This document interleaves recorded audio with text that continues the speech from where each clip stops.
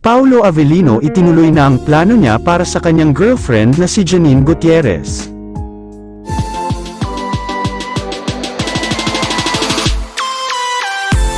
Handang-handa na ang celebrity couple na sina Janine Gutierrez at Paulo Avellino na magkaroon na umano ng sariling pamilya.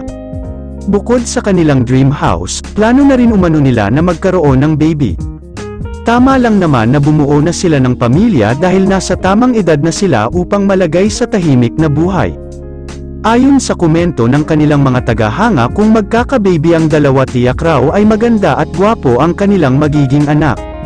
Mas lalo raw titibay ang kanilang pagmamahalan kung may anak na silang dalawa. Samantala sa ngayon, ang pinagpaplanuhan ng dalawa ay ang matapos na muna nila ang ipinapagawang bahay nila.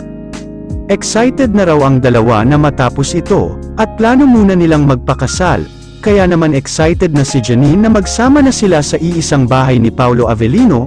Sobrang saya umano ni Janine na nakatagpo siya ng lalaki na gagawin ang lahat para sa kanya. Napakabait umano ni Paulo at maalaga lalo na umano sa kanya, kaya naman botong-boto umano ang kanyang pamilya ang aktor na si Paulo Avellino.